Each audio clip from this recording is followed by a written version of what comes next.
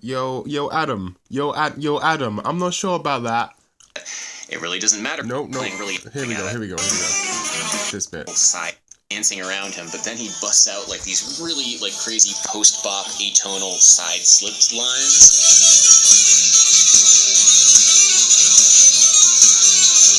which I was kind of beside myself laughing at the time because it really worked. He was playing them with fire and energy and passion. He was playing really in the pocket, so people were responding to that. And the weirder outside stuff was kind of like an in-joke for us on stage. I think the important lesson to be learned here is that it really doesn't matter what you play, so long as you play it with intent. Yeah, maybe not though. maybe that's completely incorrect though. Just perhaps you're wrong. Just a little bit. You're mistaken entirely. Maybe just a touch. Maybe not that. Maybe. I'm just putting it out there. Maybe it's not intent. Maybe it's context. A little context. Perhaps saxophone specifically is associated with complex jazz harmony. That is one thing. Maybe two, everyone's drunk as fuck, and so they'll dance to anything. But that's not necessarily true. But the most important thing is not intent. It's that it sounds good. That line that he plays, where he goes into this weird fucking harmony.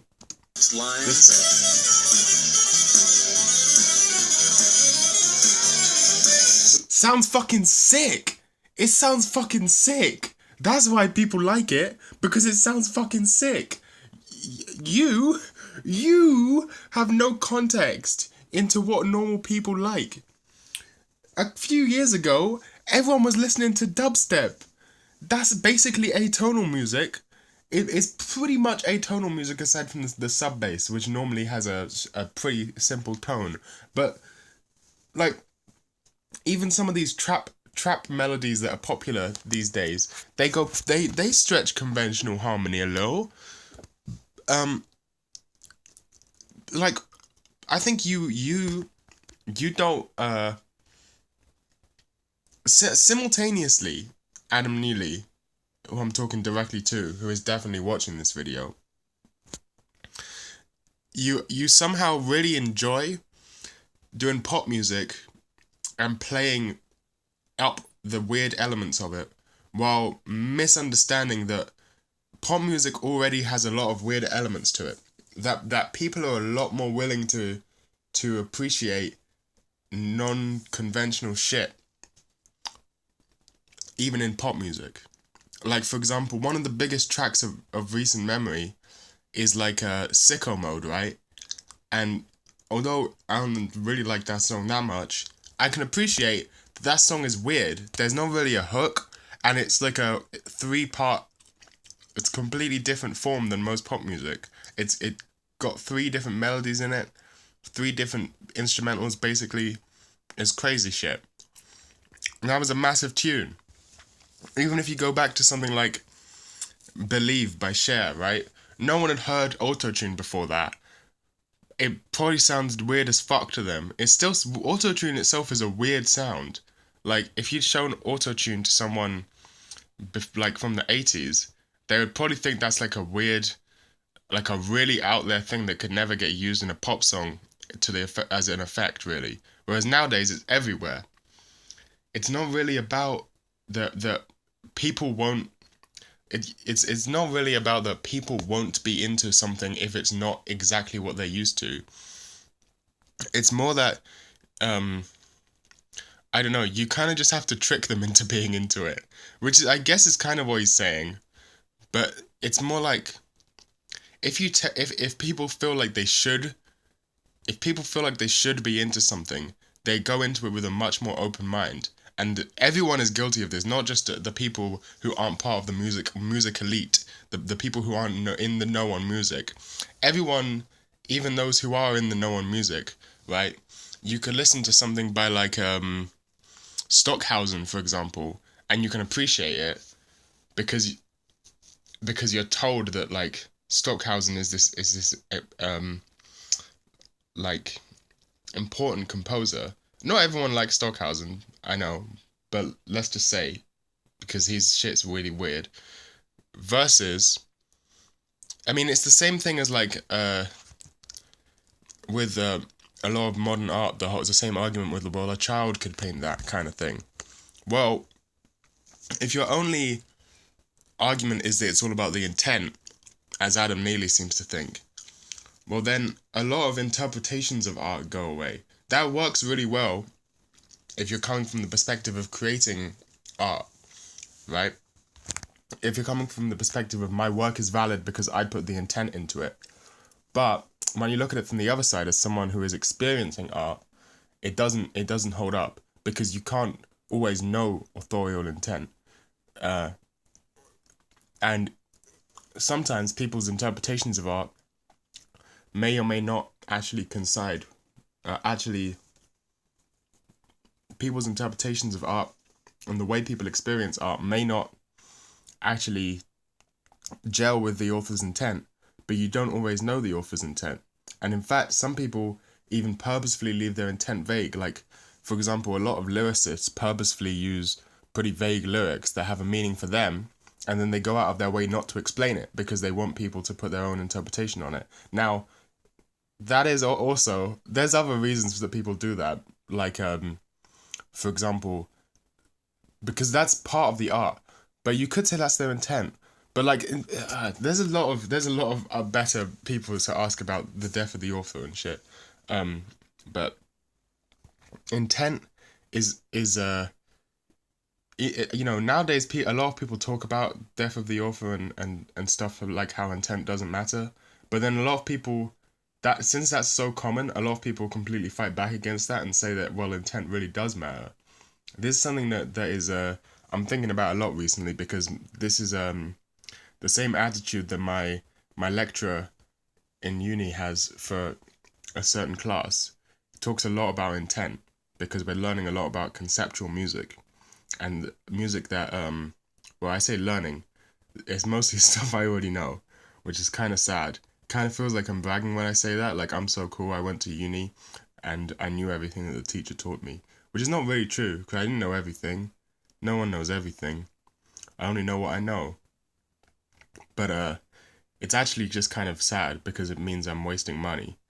But anyway, that's a little off track. But my lecturer is very into, when I'm talking about all this conceptual music and conceptual art, that the reason experimental music has value is that there's a concept behind it, which is something I completely disagree with. I believe entirely that the concept of art is brought by the audience and not the author. Like I don't know, I need to think of an example here. I don't know. This is hard. This is too difficult for me. I'm not smart. Like a lot of music fits into this kind of thing. Like I'm sure the people who made like I don't fucking know. There's definitely a lot of examples of things where someone reads a lot more into a story than was ever intended by the author, or vice versa, where the author intended a lot of things, and people only read into a certain amount. And some people would class that as an immediate failure if there's a disconnect there. But in reality, that disconnect is the bit where art lives. That if you want no disconnect, you wouldn't use art to communicate, you'd use language, you would use prose, right? The fact that there's that ability for disconnect, that there's that abstraction, that little gap, that's where art lives. In my opinion at least, in the gap between intent and interpretation, the fact that it's not super obvious is the bit where art exists. That's what makes something, well, it's maybe not that's what makes something artistic, but that's definitely an important factor. Because really, as you probably learned, anyone who's watching this, I don't know why I always point the camera away from myself. It's because I removed the front-facing camera and it's kind of annoying to turn it. But people watching this, you probably had to go through like English classes in school, and you probably know all about this sort of shit where people overanalyze books. Except people in school do it in a really bland and boring way. But in reality, as I talk about in my Hidamari sketch video, it can be really rewarding and fun to interpret as many things as you can in as many different ways as you can. Uh, Even things that aren't traditionally classed as artistic or as art. This is kind of what pop art was trying to do. It was trying to show, like, for example, the Campbell's soup can is like the most famous pop art piece, pretty much. It's trying to show, if we take this regular thing that everyone sees every day, but we put it in an art gallery, suddenly everyone looks at it differently. And why is that? You know, why was no one looking at the Campbell's soup can in this in any sort of way other than a product to be consumed, other than a commodity? But as soon as you put it in an art gallery, its function completely shifts. Um, I've really gone off topic here, but this is the sort of things I'm obsessed with. Um, there's a lot of examples of this, but this is basically why the atonal jazz harmonies in a or atonal whatever the fuck you called it in the middle of a funk gig can work, or people will gel with it, because everyone kind of knows this deep down, even if they don't think about it concretely, like in an autistic way.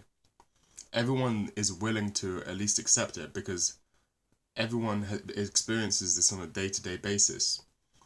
Um, I don't think there's such thing. I mean, unless it's someone who completely doesn't think about anything with no internal monologue. Um, Everyone has some sort of example of something that they consume as a product and also view as art. Um, Movies, for example. Uh, Movies these days are most often consumed as a product, but everyone kind of knows in a sense.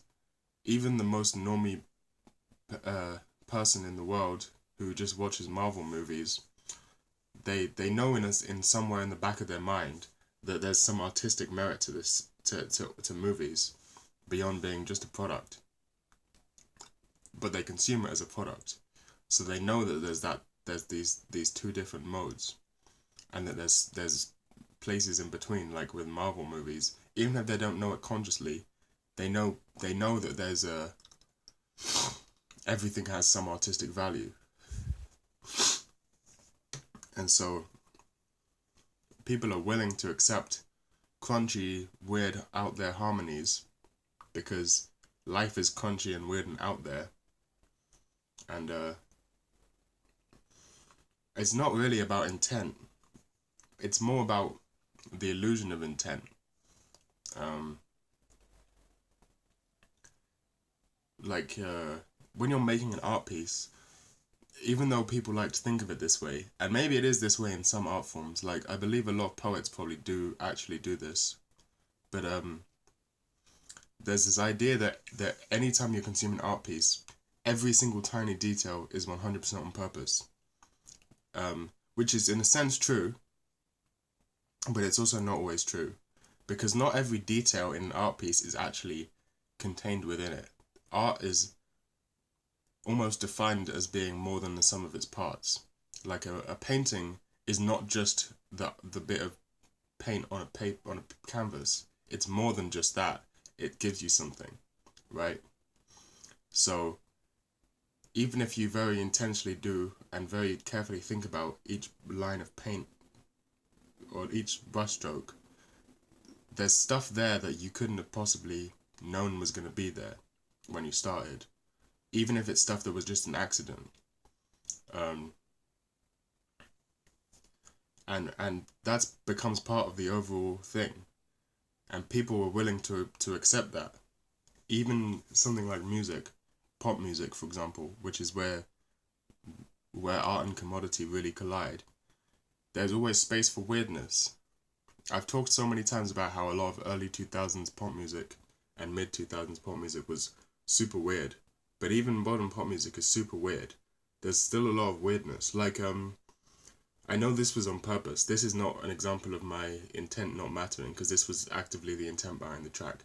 But that song "Where Are You Now" by Jack U and Justin Bieber, um, if I remember correctly, I saw an interview with Diplo where he said that their intention with Jack U was specifically to make pop music weird. Um, and that song was banging everywhere. Everyone loved that song. But have you heard like the main melody of that song? It sounds like a weird dolphin thing. Is how people were describing it. Even though it's just Justin Bieber's voice pitched up and fucked with and retuned and chopped up and stuff. But like that is what I'm talking about. People are way more willing to accept weird shit. Like even Death Grips. Death Grips is a pretty damn popular band these days, but when they started, they would have definitely. I mean, people still think of them as avant-garde and weird, but like that's why everyone thinks of them as catchy and abrasive at the same time. Like with the whole of Money Store is designed to do that to you.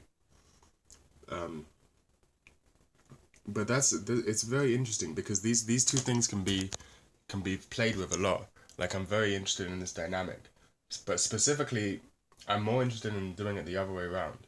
So like, Death Grips is sort of the idea of let's take something super abrasive, and just make it catchy.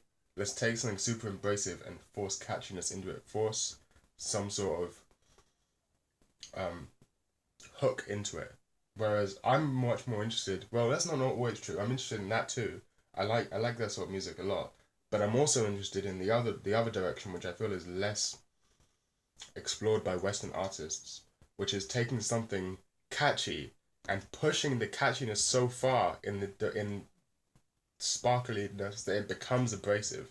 Like this kind of why I like a lot of I don't know what's even an example of this. Like I guess this is a good example of like Dempa music, where gradually over time from like the 80s, anime music got more and more into being sparkly and catchy and shit. That eventually it kind of became something that is indistinguishable from like it's so out there that it's actually weird and almost experimental. Like anything by like Mosaic or Wav. Let me see if there's anything. I hope this video doesn't get taken down. I don't know what's a good song. This one, maybe.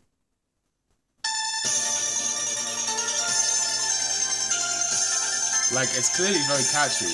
It's got the catchy synths, but it's actually very wacky. Like, you got these weird arpeggios on top. The actual synth sound itself is very strange. This isn't the best idea of all time. There's a lot of Dempa music and Mosaic Wav songs. Is this the same song again? Yeah. Whoops. Actually, that wasn't my fault. That was a YouTube glitch. Why did I say whoops? Fuck you, YouTube. It's weird. It's weird as fuck.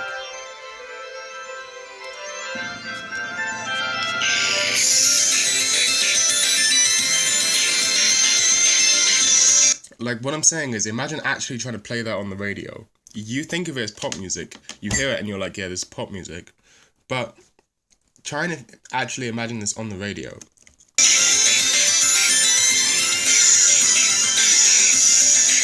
It's not happening. Also, it's 6 minutes long.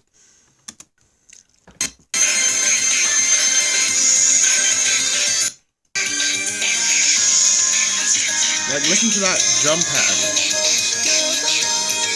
It's almost like IDM-y, very electronic and glitchy. Like, it's so sparkly that it goes out the other side and becomes weird again. This is what I'm talking about. There's weirdness everywhere. You just gotta look for it. But there's a difference, because a lot of pop music these days is weird on purpose, but not in an artistic way. Well, that's not true. It's still an artistic way. But I feel like a lot of... It's the internet's fault. Because the internet... What happened on the internet? Let me tell you what happened on the internet. Around like the mid to late 2000s, early 2010s, that whole era, there was this sort of push on the internet, because everyone on the internet at that time, even before that they realized it, but they didn't really talk about it, in my opinion.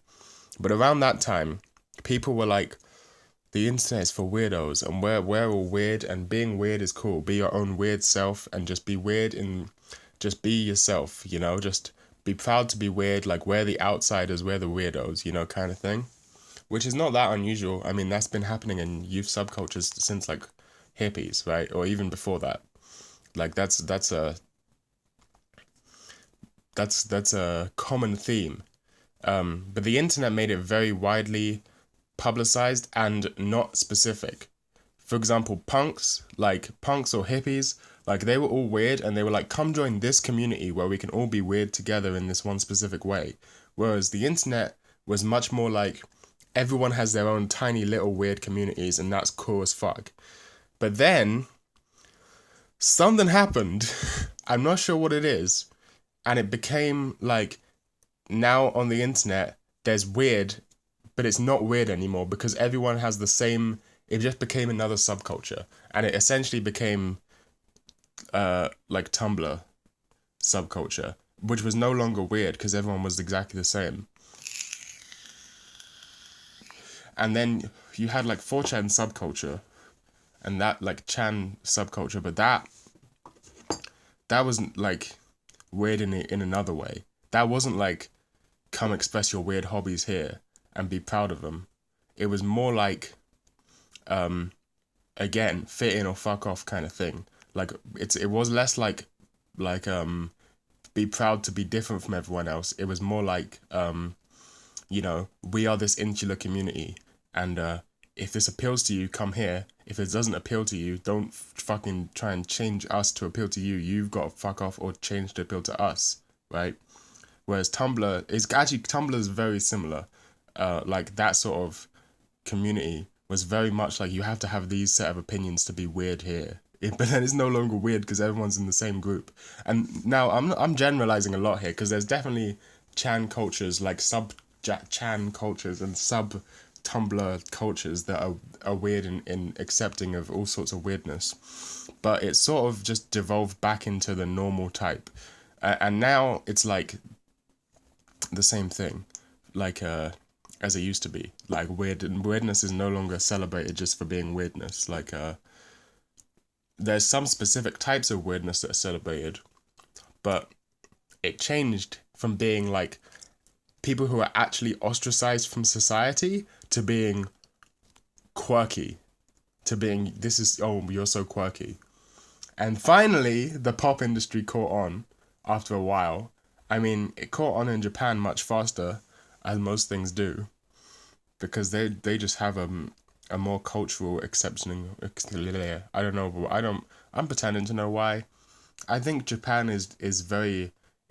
My opinion on Japan is that Japanese pop media is so saturated, or became so saturated in the 90s, that people started being weird just to stand out much earlier than in the West. And that's why as a whole society, Japan is a little more accepting of wacky shit in their pop media.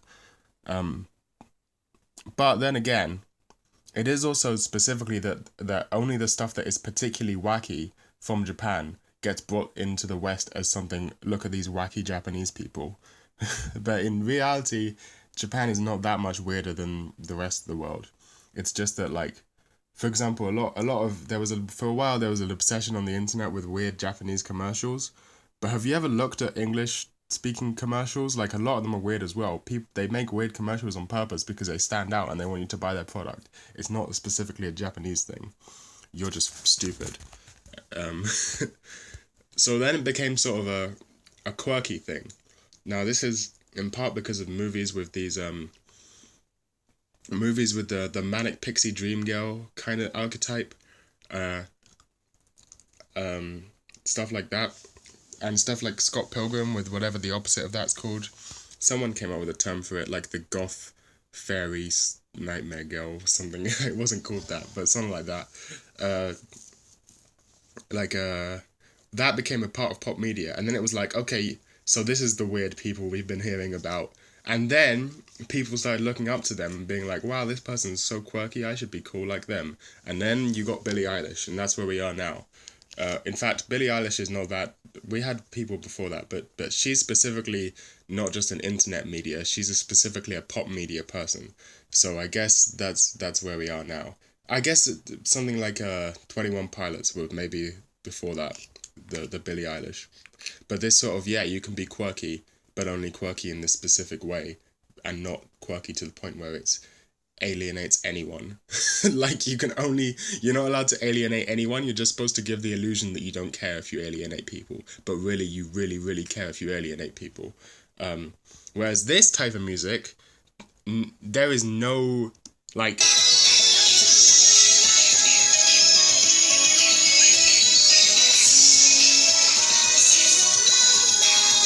Like you might think, yeah, this is pretty normal music, but can you imagine if you went outside listening to this and someone caught you?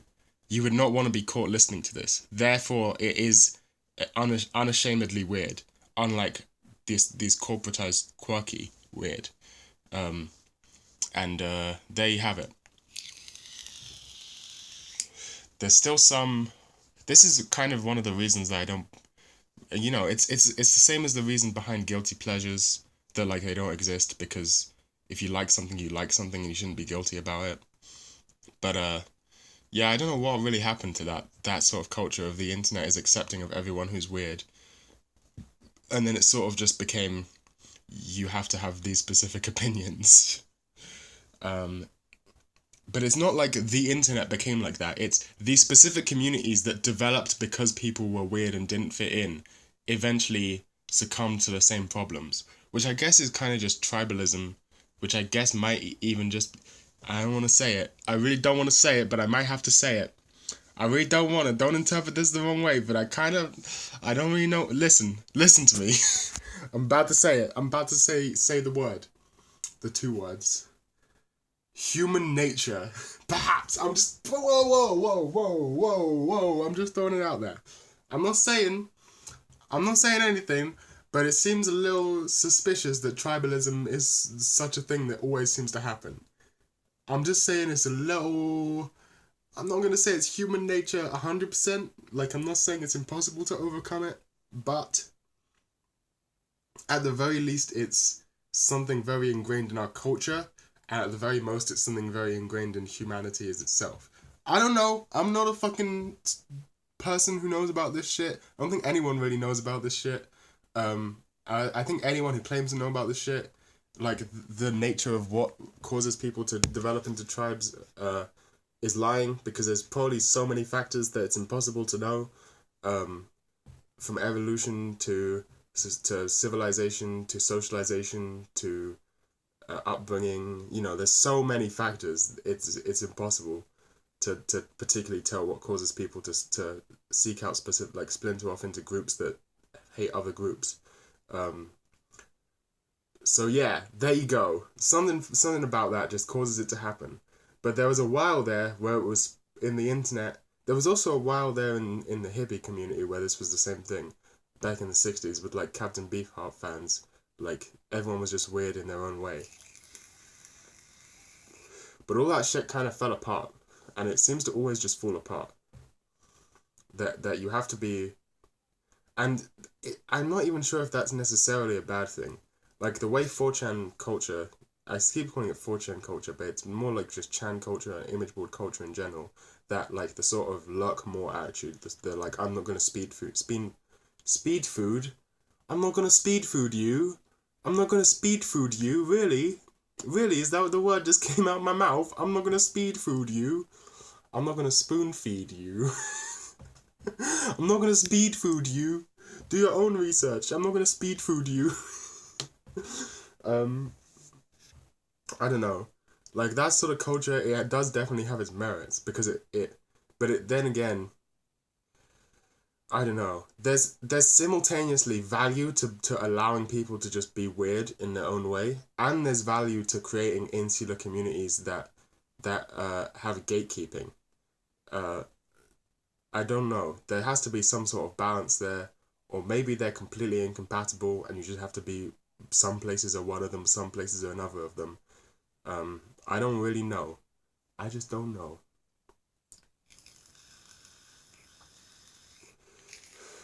So sax solos, the other thing about saxophone solos, as I mentioned before, is when someone hears a sax solo, although most of the ones we get in pop music are like Kenny G's type shit, like very basic, everyone has this idea of jazz in their mind, and people do kind of know what jazz sounds like, and jazz does have weird harmonies in it, like, people are aware of that. Also, the bit where it's weird harmony only happens for a split second in this video. Like these really like crazy post-bop atonal side slipped lines.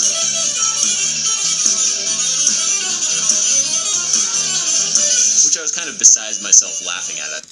No one's dancing to the notes. Everyone's dancing to a drum beat, and they just have this conception that there is a sax solo happening. This isn't a jazz show. No one's sitting there contemplatively sipping a whiskey and listening to every note because they're also jazz musicians. They're dancing to the rhythm of the funk rhythm, basically, in the bass line, and then they have this conception that there is a sax solo happening, but they're not really paying attention to each individual note of a sax solo because it's not that sort of crowd. And that doesn't really have anything to do with the intent that, look at me, I'm so smart, I sneakily made atonal music while everyone thought I was cool. No, people, they don't care. They don't really care about the notes being played. No one ever really cares about the notes being played. Harmony is massively overrated. Like, harmony is cool and everything, and harmony is sick, and I yeah, of course, harmony is cool. But rhythm is equally, if not more important than harmony, because, well, there's a lot of reasons, but, like, people don't dance to the harmony of a song. They dance to the rhythm of a song, and you can get away with shit like that if you have a strong rhythm and if the vibe is right, which I guess is intent. So I guess this whole rant is kind of stupid, but I think it's specifically this thing. For us on stage. I think the important lesson to be learned here is that it really doesn't matter what you play, so long as you play it with intent. I don't believe that for a second. I don't believe that for a second, because everyone is going to interpret things in their own way. Even if they know your explicit intent, even if you explicitly say, I played an A here so that it would be a good harmony from the thing before it, and then this happened, and that is because I wanted it to feel like, even if you do that, when you play the song, people are going to be hearing that in their head. They will know, okay, so he did that for this reason. And then they're not going to stop thinking about it. They're going to go, now I know this part of this person's intent. Let me think about why did that person have that intent, which you didn't mention before. It's impossible. That's the whole point. That's the whole existence of art, as I just said.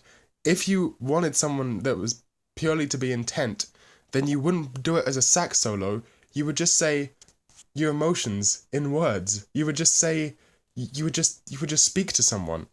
If you wanted it to be raw intent, you would just speak in a very factual way with no artistic language. It would just be that. I don't understand these people who don't understand. I don't understand how they don't understand. It's got nothing to do with intent. It's got everything to do with interpretation. That people aren't interpreting every note of a sax solo. I'm not interpreting every note of a sax solo. The only time someone really is interpreting every note of a sax solo is if they have transcribed the sax solo and are studying it in jazz school. That's the only time people are actually paying attention, which I know you have done, Mr. Adam Neely, who is definitely still watching. And that's cool and all, and I have no problem with that. That's actually sick. But when you're just listening to a sax solo, you're not thinking about the intent behind every line. Like, if I listen to Giant Steps, even though I know all of the backstory behind why Giant Steps is an important song and the whole... Excuse me. Pardon my nose. Like, the whole backstory of the recording session and stuff, even though I know that, when I hear like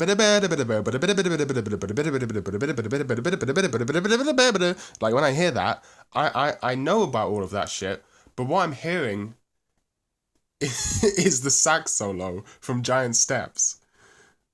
You don't hear someone's intent. You never actually, with all art, you never actually experience someone's intent. You experience the art in a sort of void, in a sort of pure form. That, like, a lot of people like to say art doesn't exist in a void. Art exists in the context of the society and in the context of in the social context, in the context of the artist, right?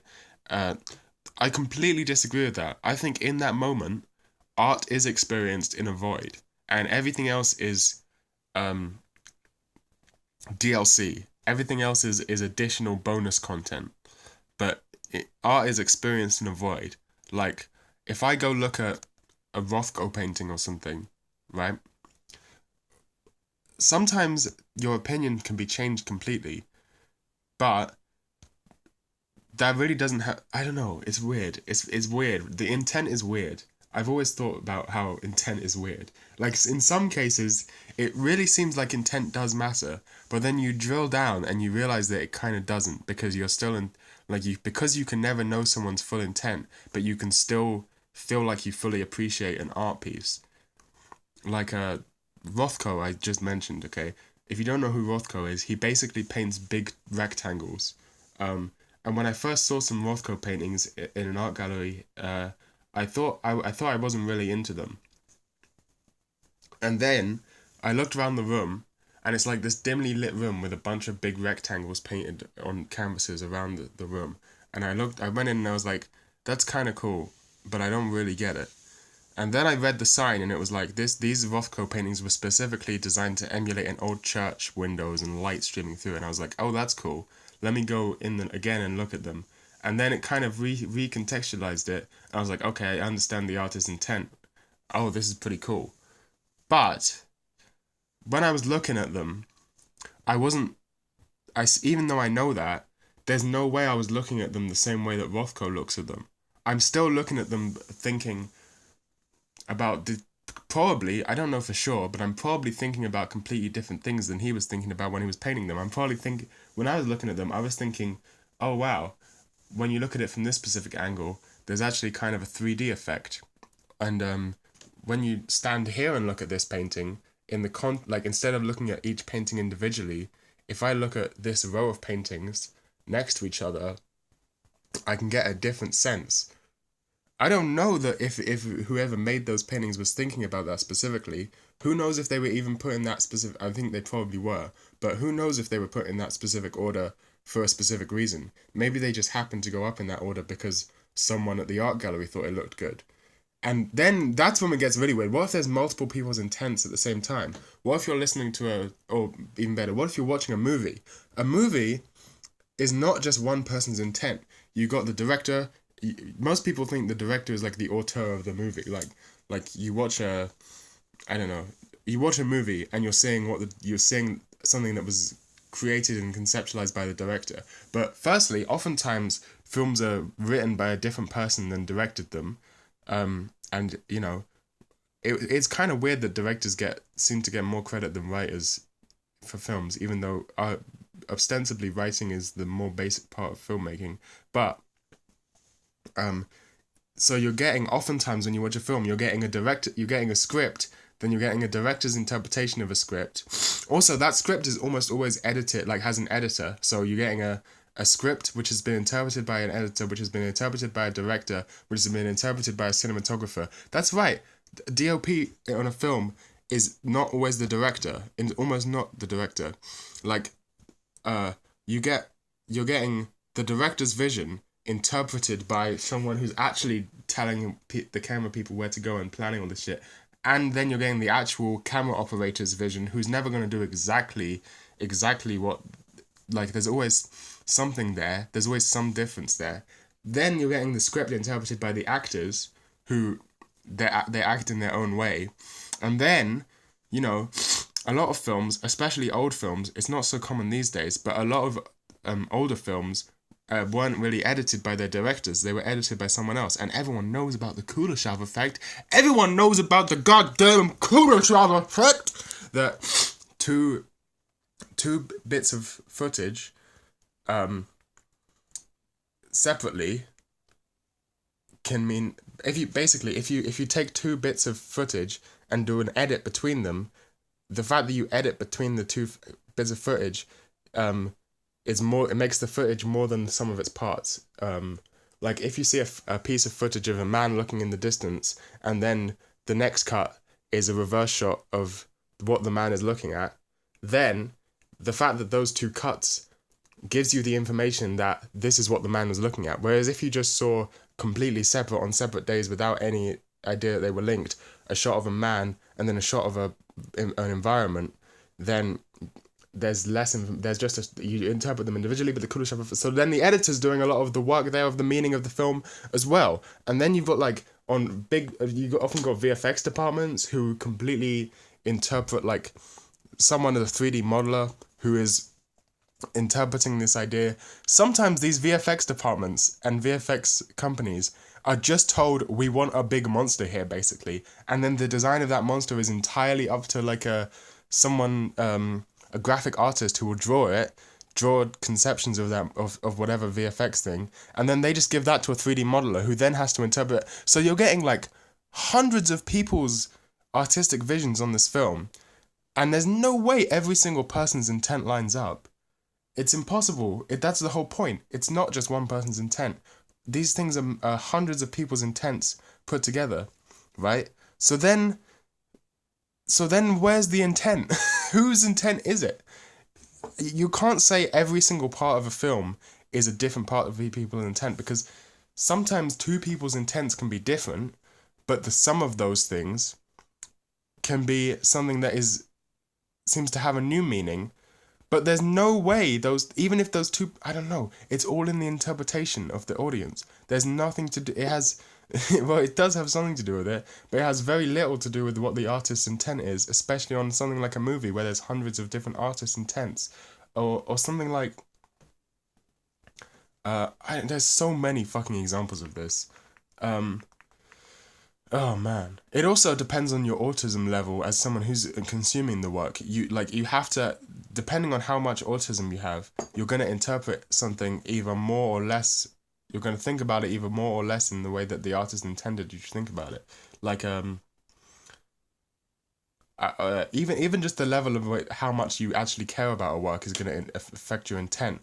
But you can't know how much you care about a work before you view it. So the first time you view something, let's say you're a film student, right, or something like that, and you look at a particular shot or you look at a particular scene, and you can see like, okay, I don't know, some basic cinema technique, like, oh, this, I don't know, something super simple, like this person shot from below to make them look bigger, and this person shot from above to make them look smaller, and that visualizes the power dynamic between them, right? Like, you read into that sort of shit, but most people experience that subconsciously or not at all. But then you get into the even weirder shit, like very abstract sort of cinematic metaphors. Let me think of an example, or even slightly less abstract. Like there's a film called Arrival. Spoilers. I'll try and give us little details in case you haven't seen the film, but there's something to do with people trying to communicate with aliens, and the whole film is about trying to understand an alien language. And for most of the film, the aliens are behind this like glass structure basically, and then at the key turning point in the film, where the main character finally understands the language, also happens to be the moment when she crosses over the glass into the place where the aliens are. So it's like a literal language barrier, which is very clever. And of course, being the absolute fucking genius, as a big smart man that I am, I noticed that as I was watching it. But I don't think you need to notice that to get the same effect.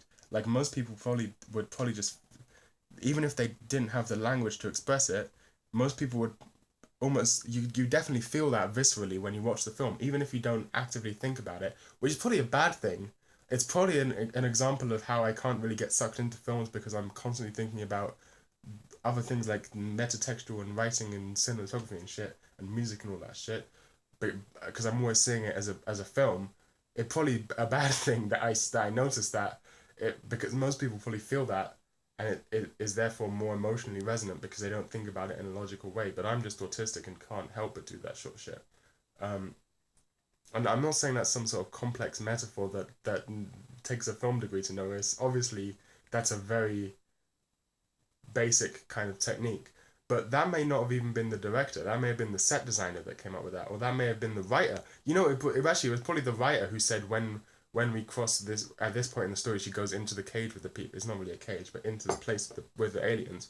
So that was a piece of cinematographic. Is it cinematic or cinematography? I don't know.